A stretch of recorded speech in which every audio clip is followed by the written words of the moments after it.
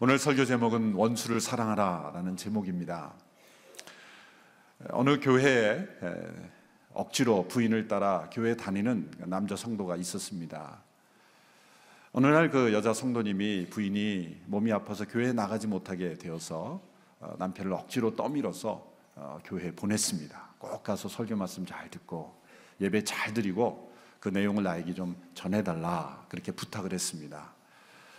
부득이하게 가지만 또 부인의 간절한 부탁에 어쩔 수 없이 교회에 참석한 남편이 그날따라 예배가 은혜스러웠던 거예요. 설교 말씀에 깊은 감동을 받았습니다.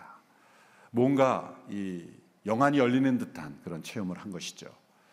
집에 돌아가자마자 아내를 향하여 사랑한다고 고백하고 그리고 뭔가 변화된 모습을 보이기 시작한 겁니다. 그래서 이 아내가 너무 놀라서 무슨 말씀이었길래 이렇게 남편이 달라졌고 변화됐는가. 그래서 궁금해서 이제 그 다음날 목사님께 전화를 걸었습니다. 목사님, 어제 설교에 무슨 내용을 하셨길래 이렇게 남편이 변화될까요? 혹시 아내를 사랑하라고 설교하셨습니까? 그랬더니 목사님 대답하시기를 아니요, 원수를 사랑하라 설교였습니다.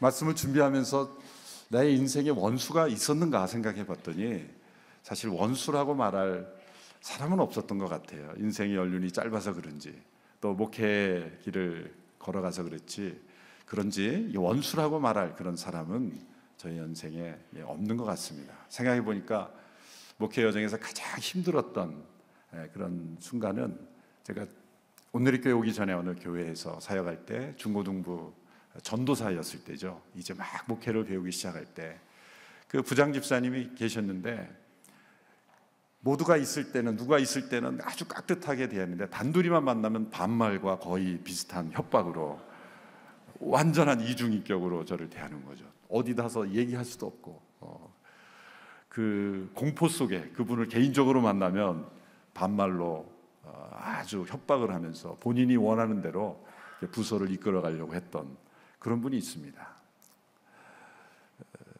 어쩌면 그분이 지금 CGN TV를 보고 있을지도 몰라요. CGN TV 라이브로 방송이 나가다 보니까 무슨 말을 못해요. 과거에 있었던 일, 좋았던 일은 괜찮은데 이런 좀 원수 비슷한 사람들 얘기를 할 수가 없어요. 그렇지만 뭐 그것이 저에게 그분이 원수다 이런 생각은 들지 않았습니다. 그러나 어려웠던 것만은 사실이죠. 그러나 사회 속에서 일하는 우리 성도님들은 정말 악하고 정말 거짓으로 여러분들의 삶을 괴롭히는 그런 원수가 있다는 것이죠. 그런 의미에서 목회자들에게보다는 우리 성도님들에게 이 말씀이 더 절실하게 느껴지고 사실 원수를 사랑하라는 예수님의 단순한 말씀 하나만으로도 사실 설명이 필요 없는 이런 말씀이죠. 그러나 원수를 사랑하라는 이 말씀을 들을 때 우리의 마음속에는 과연 이 말씀이 실천 가능한 말씀인가, 불가능한 말씀 아닌가 라고 우리가 느껴질 수가 있습니다. 오늘 산상수훈에서도 나오는 이 말씀, 그러나 누가복음에서 반복되는 이 예수님의 천국의 윤리, 이 세상에서는 가르치지 않는 이런 말씀을 우리에게 말씀하신 그 이유가 무엇일까요? 과연 이 말씀대로 살아갈 수 있는 사람이 있을까라는 것입니다. 예수님께서 이 주신 말씀은 예수님의 고유한, 예수님께서만 말씀하신 말씀은 아닙니다. 이미 구약에서 이미 여러 번 강조하신 구약에 나타난 윤리의 핵심입니다. 예수님의 산상수훈의 모든 말씀은 사실 구약에 다 있는 겁니다. 예수님이 카피했다는 게 아니라 예수님이 하나님이시죠. 구약의 윤리와 신약의 윤리와 다른 것이 아니라 이미 구약에서 강조된 핵심의 내용을 예수님이 다시 반복해 주시고 교정해 주신 것뿐입니다. 예수님께서 말씀하신 이 말씀이 출애굽기 23장 4절에 5절에 보면 이미 나타나 있습니다. 우리 같이 한번 이 말씀을 읽어볼까요? 구약의 말씀인데요. 23장 출애굽기 23장 4절에 5절의 말씀 같이 읽습니다. 시작. 내 원수의 소나 나귀가 길 잃은 것을 보면 반드시 주인에게 데려다 주어라. 내가 만약 너를 미워하는 사람의 나귀가 짐이 너무 무거워 주저앉아 있는 것을 보면 거기 그냥 놔두지 말고 반드시 도와 일으켜 주어라. 원수의 소와 나귀가 길을 잃고 돌아다니게 되면 주인 원수에게 찾아주어라 라는 거죠. 우리의 마음속에 정말 원수를 미워하고 증오하는 마음이 있으면 어떨까요? 아무도 보는 사람이 없으면 원수의 소가 나타나면 바비큐 해먹고 싶은 생각이 들지 않을까요? 또 원수의 나귀가 넘어져 있으면 이렇게 세워주기보다는 아무도 보는 사람 없으면 발을 밟고 지나가고 싶은 그런 복수의 마음이 우리 마음속에 생깁니다. 레위기 19장 18절에도 동일한 말씀을 주십니다. 우리 같이 한번 읽어볼까요? 시작. 복수하거나 원한의 마음을 품지 마라. 다만 너는 내 이웃을 내 자신처럼 사랑하여라. 나는 여호와다. 이 말씀에는 이웃의 범주에 원수를 포함시켰다는 거죠. 마태복음에 나타난 산상순에 보면 예수님 당시의 바리새인들은 이렇게 가르쳤습니다. 내 이웃은 사랑하고 원수는 미워하라. 예수님은 이 바리새인들의 가르침을 뒤집어서 너희는 이렇게 들었으나 너희는 이웃은 사랑하고 원수는 미워하라 들었으나 나는 너희에게 이르노니 내 원수를 사랑하라. 그것은 예수님의 특별한 예수님만이 하신 말씀, 이미 하나님 성부 하나님께서 구약에 말씀하신 레위기의 이 말씀을 다시 반복해 주신 것뿐입니다. 당시 유대 바리새인들은 이웃과 원수를 구분했으나 사랑할 만한 사람과 사랑해서는 안 된 사람을 구분했으나 예수님은 내 이웃에는 원수도 포함되는 것이다 라고 말했습니다. 우리의 본성을 따라서는 분명 불가능합니다. 우리가 태어날 때 가졌던 육신의 본성을 따라 행한다면 이 말씀은 불가능한 말씀입니다. 그래서 어떤 분들은 설명하기를 예수님께서는 우리에게 겸손하게 만들기 위해서 이런 불가능한 말씀을 주셨다라고 말씀하고 있습니다. 그러나 우리의 역사 속에서, 기독교 역사 속에서 수많은 사람들이 원수를 사랑하고 그들을 용서하고 그들을 위해 기도했던 이 예수님의 이 말씀을 문자 그대로 실천했던 수많은 믿음의 선배들이 분명 있고 지금도 그런 분들이 있는 것을 볼 때 우리가 성령 안에서 거할 때 그리스도를 따라 살아갈 때 이 말씀이 우리의 삶을 통해서 이루어지는 것은 불가능한 것이 아니라는 것이죠. 원수를 사랑하라는 이 말씀이 우리에게 불가능해 보이는 이유가 있습니다. 그것은 우리가 사랑을 감정적인 것으로 생각하기 때문입니다. 그러나 사랑은 감정이 아니라 행동입니다. 우리는 좋아하는 것과 사랑하는 것을 좀 구분할 필요가 있습니다. 이것이 하나가 되면 얼마나 좋겠습니까? 내가 좋아하는 것을 사랑하는 것은 가장 바람직한 것이겠죠. 그러나 때로 하나님께서 원수를 사랑하라고 할 때 원수를 좋아하라고까지 우리에게 감정적으로 우리가 좋아하는 데까지 사랑하기에는 우리의 연약함을 하나님은 아실 겁니다. 그런데 우리가 사랑을 감정적인 것으로만 생각하지 않는다면, 의지적이고 행동적인 것이라고 생각한다면 우리는 내가 좋아하지 않는 사람을 사랑할 수는 있는 것입니다. 하나님 우리의 죄악된 행동을 좋아하지 않습니다. 그러나 우리를 사랑하십니다. 내가 감정적으로 좋아져야 사랑할 수 있다고 생각하기 때문에 우리는 나의 감정을 뛰어넘지 못하는 거죠. 그러나 나의 감정을 제쳐놓고 나의 감정과 상관없이 내가 좋아하든 좋아하지 않든 그 원수 같은 사람을 사랑으로 행동하는 것이 가능하다는 것입니다. 우리는 그것을 위선이라고 생각할지 모르지만 요한일서에 나오는 이 사랑에 대한 정의를 이렇게 보십시오. 요한일서 5장 3절에 보면 하나님을 사랑하는 것은 이것이니 우리가 그의 계명을 지키는 것이다. 하나님께 대한 사랑을 어떻게 정의해야 합니까? 하나님 말씀을 지키는 행동. 우리가 하나님께 대한 감정적인 하나님을 사랑해, 나는 하나님이 너무 좋아, 어떤 그 감정적인 영역에서의 사랑을 말씀하지 않고 말씀한 대로 행하는 것, 그것이 사랑하는 것이다. 예수님도 요한복음 14장 21절 이렇게 말씀하셨죠. 나의 계명을 가지고 지키는 자라야 나를 사랑하는 자니. 예수님께 대한 사랑은 예수님의 계명을 가지고 지키는 것, 행함이 사랑의 열매라는 거죠. 사랑의 증거라는 겁니다. 그렇다면 우리가 좋아하지 않으면서도 감정적으로는 내키지 않으면서도 사랑의 행동으로 표현할 수는 있다라고 우리는 말할 수가 있는 것이죠. 원수를 사랑하는 방법의 가장 훌륭한 방법을 예수님께서 이렇게 제시하셨죠. 그것은 그를 위해서 기도하는 것이다. 28절의 말씀을 우리 같이 한번 읽어볼까요? 시작. 너희를 저주하는 사람들을 축복하고 너에게 함부로 대하는 사람들을 위해 기도하라. 원수를 사랑하는 첫 번째 사랑의 행동은 기도하는 것이다 라고 말하는 것이죠. 사랑 없이는 어떤 사람을 기도할 수 없죠, 사실. 그러나 그를 위하여 기도하면 사랑의 역사가 나타날 수 있다는 거죠. 좋아하는 마음이 생겨야만 기도할 수 있다면 어떻게 기도할 수 있겠습니까? 그러나 나의 감정을 내려놓고 그를 위하여 기도하라는 것이죠.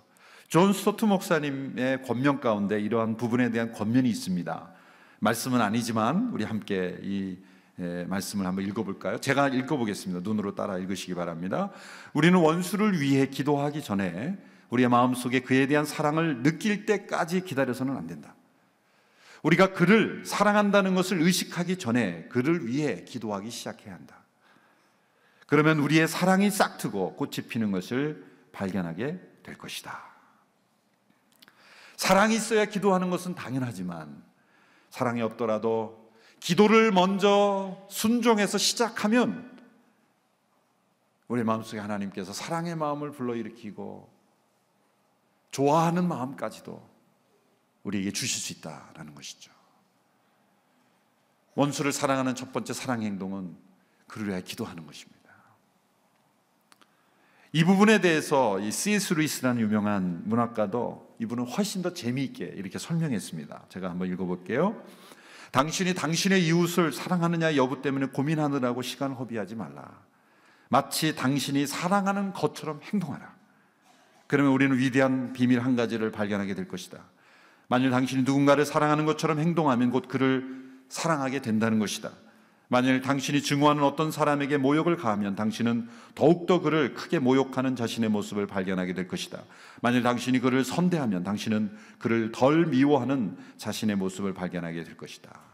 아주 흥미로운 말씀이 두 번째 문장에 있죠. 마치 당신이 사랑하는 것처럼 행동하라. 우리는 이것이 위선이 아닌가라는 거죠. C.S. 루이스의 이 고백은 상당히 정직하고 솔직한 고백입니다. 어떻게 좋아하는 감정을 가지고 사랑할 수 있겠는가? 좋아하는 감정은 없지만 좋아하는 것처럼 행동하는 것부터 먼저 시작해야 된다는 거예요. 원수를 사랑할 때. 그러면 후에 감정이 따라가게 될 것이다. 감정이 먼저 앞서서 그를 사랑하고 행동하기까지 기다리면 절대 사랑하지 못한다. 감정이 앞서지 않고 행동이 앞서라. 그러면 감정이 뒤따라가게 될 것이다.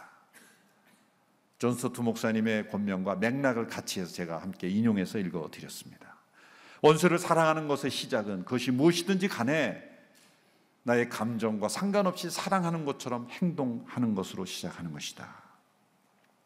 예수님께서 이렇게 높은 수준의 윤리를 요구하신 이유가 무엇입니까? 그 이유가 32절에 35절에 말씀에 나와 있습니다. 이 말씀 우리 좀 길지만 우리 한 목소리로 같이 한번 읽어보겠습니다. 시작. 자기를 사랑해 주는 사람들만 사랑하면 무슨 칭찬이 있겠느냐? 죄인들도 자기를 사랑하는 주는 사람들을 사랑한다. 잘해주는 사람들에게만 잘해준다면 무슨 칭찬이 있겠느냐? 죄인들도 그만큼은 한다. 돌려받을 생각으로 남에게 구워주면 무슨 칭찬이 있겠느냐? 죄인들도 고스란히 돌려받을 생각으로 다른 죄인들에게 빌려준다. 그러나 너희는 원수를 사랑하고 잘해주며 돌려받을 생각 말고 빌려주라. 그러면 너희 상이 클 것이고 너희가 지극히 높으신 분의 아들이 될 것이다. 하나님께서는 은혜를 모르는 사람들과 악한 사람들에게도 인자하시기 때문이다. 너희 아버지께서 자비로우신 것처럼 너희도 자비로운 사람이 되라. 36절까지 읽었습니다. 여기 보면 세 종류의 사람이 등장합니다. 첫 번째 종류의 사람은 은혜를 모르는 악한 사람들입니다. 은혜를 모르는 악한 사람들은 자신을 사랑해 주는 사람도 사랑하지 않는 거예요. 사랑을 많이 받았음에도 불구하고 사랑으로 응답할 줄 모르는, 은혜를 모르는 악한 사람들, 그런 사람들이 등장해요. 두 번째 종류의 사람들은 자신을 사랑하는 사람들만 사랑하는 사람들입니다. 예수님은 이 사람을 가리켜 죄인들도 하는 사랑이다.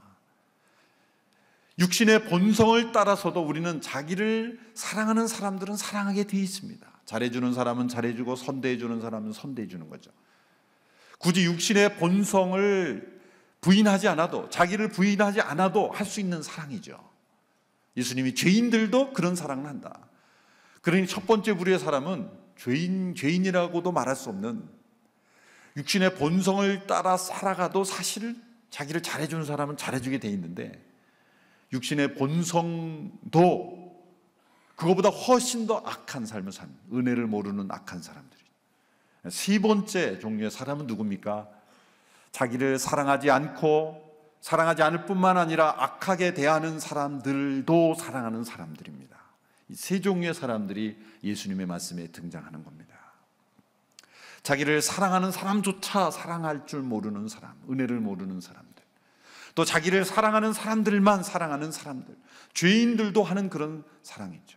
세 번째는 자기를 사랑하지 않고 그리고 미워하고 악하게 대하는 사람들까지 사랑하는 그런 사람들. 예수님은 우리에게 세 번째 종류의 사람들이 되어야 된다고 말합니다. 왜 그럴까요? 하나님의 자녀이기 때문이라는 겁니다. 예수님이 우리에게 제시하는 최고의 모델은 어느 누군가가 아니라 하나님 자신입니다.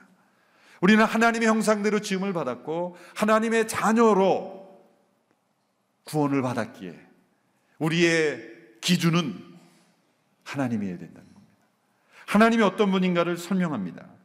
하나님께서는 은혜를 모르는 사람들과 악한 사람들에게도 인자하시기 때문이다. 마태복음에 나타난 산상수훈에서는 예수님이 이렇게 말씀하셨죠. 하나님은 해를 악인과 선인에게 동등하게 비춰주신다. 햇빛과 단비를 악인에게까지 동등하게 내려주신다.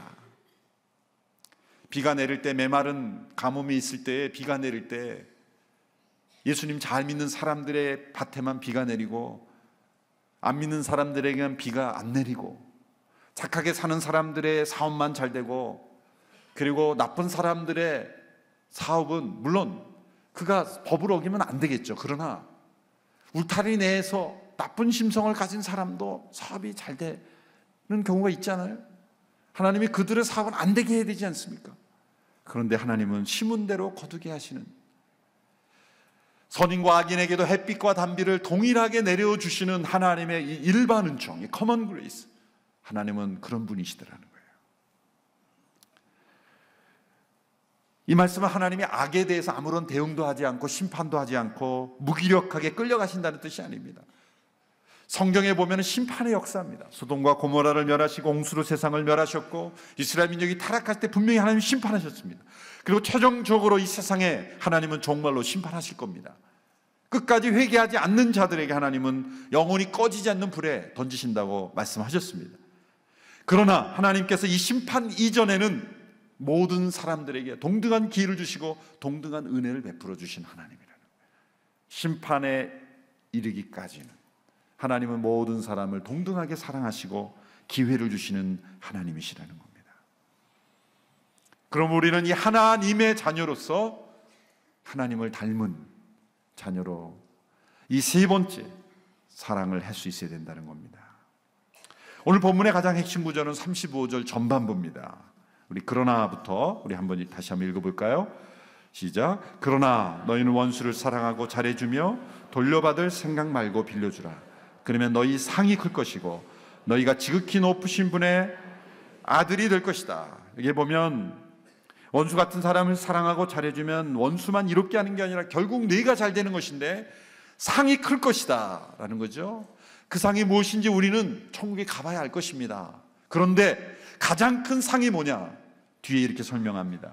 너희가 지극히 높으신 분의 아들이 될 것이다.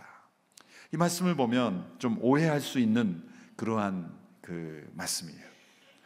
그대로 읽어보면 너희가 원수를 사랑하고 잘 대해주면 너희가 지극히 높으신 분의 아들이 될 것이다. 그러면 아직 아들이 아니라는 그런 그 의미가 담겨 있는 것이죠. 그럼 원수를 사랑해야만 하나님의 아들이 되면 하나님의 아들 되는 것은 몇 명 되지 않겠죠? 이게 어떤 의미일까요? 우리가 원수를 사랑해야만 비로소 하나님의 자녀가 된다는 말일까요? 그런 뜻은 아닙니다. 예수님의 말씀하신 이 문장은 여는 아람어인데 아람어는 히브리어와 비슷합니다. 히브리어 아람어는 이 형용사가 별로 없습니다. 그래서 명사와 명사를 가지고 이 형용사적인 표현을 하죠. 그렇기 때문에 예를 들어서 이 세모 이쪽의 그 사상에서는 무엇 무엇의 아들, 무엇 무엇의 딸 이렇게 표현을 하면 그것은 가장 그 형용사를 극대화하는 거죠. 예를 들어서 당신은 평화의 아들이다라고 말하면 가장 평화스러운 사람이다 그런 뜻이에요. 평화를 가장 잘 나타내는 사람이다라고 할 때 당신은 평화의 아들이다 그렇게 표현하는 방법인 거죠. 야고보와 요한에게 우레의 아들이다 그렇게 설명할 때는 우레 같은 사람이다 그런 뜻이죠. 또 바나바를 위로의 아들이라고 불렀죠. 위로를 아주 잘하는 사람이다. 누구에게나 위로를 주는 사람이다 그런 뜻입니다. 그러므로 원수를 사랑하면 하늘에 계신 하나님 아버지의 아들이 된다는 것은 예수님을 믿고 우리가 값없이 의롭다함을 받은 자로 하나님의 자녀가 된다는 것을 부인하는 것이 아니라 이 말씀은 만일 우리가 원수를 사랑하면 하나님 아버지를 가장 닮은 자녀가 된다는 거예요. 하나님의 자녀도 여러 종류가 있어요. 우리 자녀들에도 여러 종류의 자녀가 있잖아요. 말 잘 듣는 자녀가 있고 안 듣는 자녀가 있고 또 부모를 기쁘게 하는 자녀가 있고 근데 부모가 가장 기뻐하는 자녀는 어떤 자녀일까요? 부모를 가장 잘 닮은 자녀, 부모의 악함을 닮은 자녀가 되면 안 되겠죠. 선한 부모를 가장 잘 닮은 자녀가 라면 부모가 가장 기뻐하지 않을까요? 하나님이 가장 기뻐하시는 자녀는 어떤 자녀일까요? 하나님의 DNA를 가진 자녀로서 하나님을 가장 잘 닮은 자녀, 하나님처럼 자비한 자녀, 하나님처럼 사랑하는 자녀가 바로 하나님께서 가장 기뻐하시는 자녀일 겁니다. 그래서 36절에 이렇게 말씀하셨죠. 너희 아버지께서 자비로우신 것처럼 너희도 자비로운 사람이 되라. 마태복음에서는 이 말씀이 아버지의 온전하심과 같이 온전하라 라고 되어 있습니다. 하나님처럼 완전 무결한 그런 존재가 될 수 있다는 뜻이 아니죠. 또 전지전능한 존재가 될 수 있다는 뜻도 아니죠. 되게 영어 번역본에는 perfect라는 단어로 완전하다고 번역이 되어 있는데 완전이 아니라 온전이라는 것은 뭐냐면 본래의 목적대로 이루어진다는 거예요. 텔레이오스, 본래의 목적대로 이루어진다. 하나님의 온전하심과 같이 우리가 온전하다는 것은 하나님이 원래 창조하신 목적대로 하나님을 닮은 자녀로서 그렇게 살아간다는 것. 그것이 바로 원수를 사랑할 때 우리가 비로소 성숙의 온전이 되어진다는 거죠. 알프레도 플레모라는 분이 이런 말을 했습니다. 선을 악으로 갚는 것은 악마 같은 행위요. 선을 선으로 갚는 것은 인간적인 행위요. 악을 선으로 갚는 것은 하나님과 같은 행위이다. 하나님께서 우리에게 주신 삶 가운데 때로 원수를 만날 것입니다. 그것은 우리가 하나님의 자녀됨을 증명할 수 있는, 내가 믿음 안에서 얼마나 성숙했는지를 열매로 보여줄 수 있는 찬스이기도 한 것입니다. 그러므로 아무에게나 원수를 붙여주지 않을 것입니다.